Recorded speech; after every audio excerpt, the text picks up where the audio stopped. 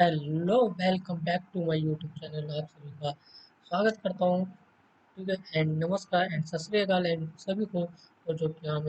आज स्टार्ट करने वाले हैं वो स्टार्ट करने वाले हैं हम क्लबिंग ऑफ इनकम का वन शॉर्ट सेशन को हम स्टार्ट करने वाले हैं, जिसके अंदर हम पढ़ने वाले हैं ट्रांसफर ऑफ एसेट उस हाउस का। एंड जो कि नेक्स्ट पढ़ेंगे हम इनकम ऑफ माइनर चाइल्ड का सेक्शन नंबर 64 का, सब सेक्शन नंबर 1 का clause number 6, and transfer of asset of son's wife, and transfer of asset to a member of HUF, and transfer of income without transfer of asset and revocation transfer of asset का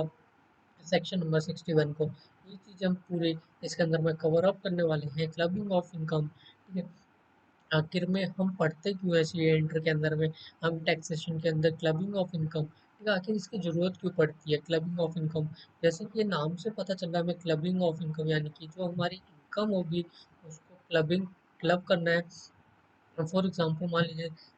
जैसे husband और wife है, ठीक है, husband की income हो रही है, देन वो गिफ्ट के तौर पे अगर वो ट्रांसफर कर देता है अपनी वाइफ को, लाइक हाउस प्रॉपर्टी, ठीक है, और उससे रिसीव होता है रेंट, देन वो जो कि इनकम होती है वो हस्बैंड की इनकम में वो क्लब कर ली जाती है। ठीक है, नेक्स्ट जो क्या था आपका transfer of asset to spouse का सेक्शन नंबर 64 का, sub section number 1 clause number 4, ठीक है। जैसे कि जैसे अभी मैंने एग्जांपल लिया था, जैसे कि हस्बैंड ने अपने वाइफ को, ठीक है, प्रॉपर्टी, लाइक प्रॉपर्टी ट्रांसफर कर दिया है, ठीक है, अपने एज अ गिफ्ट, एंड जो कि रिसीव्ड हो रहा है, ठीक है, वाइफ को उसका रेंट रिसीव्ड हो रहा है, तो वो क्लब कर दी जाएगी हस्बैंड की इनकम के अंदर में। ठीक है, एंड अगर आपको जैसे कि आपने कोई भी शेयर्स है, ठीक है, हस्बैंड ने अपने वाइफ को शेयर्स एज अ गिफ्ट दिए हैं, ठीक है, और उस पे मिलने वाला डिविडेंड वो हस्बैंड की इनकम के अंदर में क्लब कर ली जाएगी, चाहे वो इंटरेस्ट हो या प्रॉफिट हो, ठीक, वो सारी चीज़ें आपकी क्लबिंग में हो जाती है हस्बैंड की इनकम। नेक्स्ट आता है आपका इनकम ऑफ माइनर चाइल्ड के केस में। अगर मान लीजिए कोई भी एक पर्सन अगर माइनर चाइल्ड है, ठीक है, अगर माइनर चाइल्ड किसे कहते हैं, ठीक, माइनर चाइल्ड कब कहते हैं, जिसकी की एज, जिस बच्चे की एज जो कि 18 ईयर से कम है, तो हमारा माइनर चाइल्ड के केस में आ जाता है। ठीक है, अगर माइनर चाइल्ड होगा तो जैसे कि जो फैमिली के अंदर में जिसकी इनकम, जैसे एज अ फादर हो गया, मदर हो गई, ठीक है, तो इन दोनों में से जिसकी हायर इनकम होगी, ठीक है, हायर इनकम होगी, ठीक है, क्लबिंग से पहले, एज मान लीजिए फादर की इनकम ज़्यादा है, ठीक है, मदर की इनकम से, तो जो चाइल्ड की इनकम है, माइनर चाइल्ड की, ठीक है, तो वो क्लब कर ली जाएगी फादर की इनकम में। ठीक है, और नेक्स्ट अगर मान लीजिए अगर बैंक अकाउंट में सेविंग्स है, ठीक है, माइनर चाइल्ड की जो उसको ऊपर इंटरेस्ट मिलता है, ठीक है, तो वो भी क्लब कर लिया जाएगा। एंड नेक्स्ट होगा जैसे कि इंटरेस्ट मिलता है, ठीक है, जैसे कि मैंने एग्जांपल लिया था, जो बैंक में आपके सेविंग है, ठीक है, उसके ऊपर इंटरेस्ट मिलता है, वो भी आपका क्लब होगा। फॉर एग्जांपल अगर मान लीजिए माइनर चाइल्ड कोई स्पोर्ट्स पर्सन है, ठीक है, एथलीट्स में है, ठीक है, एथलीट्स के अंदर में जो कि उनको कोई भी ऐसा प्राइज मिला होगा, ठीक है, कोई भी जैसे कि, तो वो क्लब नहीं होगी। ठीक है,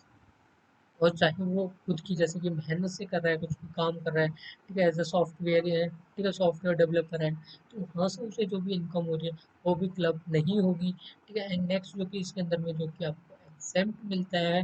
माइनर चाइल्ड के केस में, वो मिलता है पर चाइल्ड 1500 तक का आपको एग्जेम्प्ट मिलता है। नेक्स्ट आता है आपका transfer of asset of son's wife, section number 64 का, सब सेक्शन नंबर 1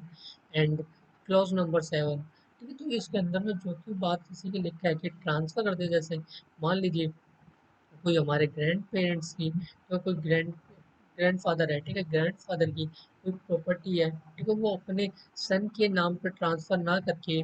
वो अपने सन की वाइफ के नाम पे ट्रांसफर कर देता है। वो ऐसा क्यों करता है, वो ऐसा इसलिए करता है क्योंकि वो जो टैक्स लगता है as a property, house property act के ऊपर जितने भी टैक्सेस लगते हैं, ठीक है, उसको वो वॉइड करना चाहता है।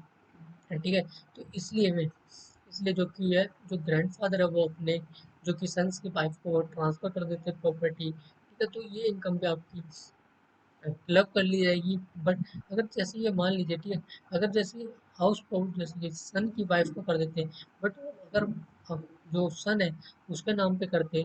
तो डेट इज, ये भी आपकी क्लब तो होती। बट अगर ये जो इसके अंदर में आपका सीधा आपका शो हो जाता है कि सन के नाम पर आपने ट्रांसफर करी प्रॉपर्टी, बट अगर आपने सन की वाइफ के नाम पे कर दी तो यह डायरेक्टली शो नहीं होता है, ठीक है, बट इस इनकम को भी वो क्लब कर ली जाएगी।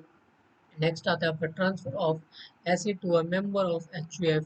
ठीक है। एच के केस में उससे पहले आपको एक और एग्जांपल देता हूँ, जैसे कि ट्रांसफर ऑफ सन वाली थी, ठीक है। और उसके अंदर में बात करते हैं, ठीक है,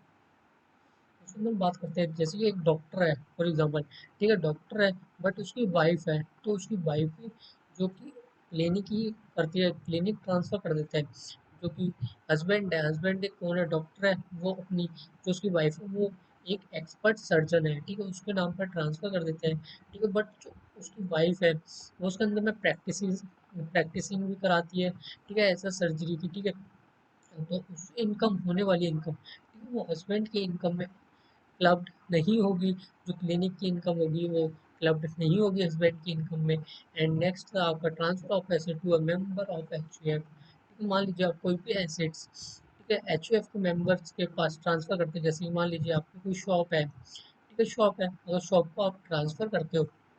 ठीक है, एचयूएफ के मेंबर के पास, बट अपना ये राइट रखते हो, ठीक है, जो कि आप एचयूएफ के मेंबर को आप ट्रांसफर कर रहे हो प्रॉपर्टी, ठीक है, जो कि प्रॉपर्टी आपने दुकान जैसे ट्रांसफर कर दी है, ठीक है, पर जो उस पर इंटरेस्ट, जो रेंट रिसीव होगा वो किसको मिलेगा, जो ट्रांसफर है उसको रेंट रिसीव होगा, ठीक है।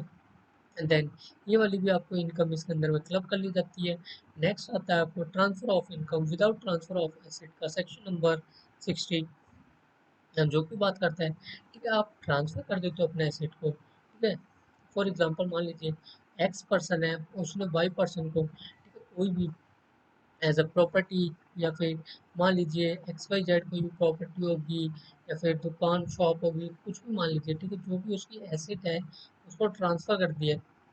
है, ठीक है। बट उसने एक कंडीशन रखी है कि जो इस प्रॉपर्टी के ऊपर रेंट रिसीव्ड होगा वो किसको मिलेगा, वो ट्रांसफरर को मिलेगा। या फिर जैसे कि आप मान लीजिए कोई चैरिटेबल फंड है, ठीक,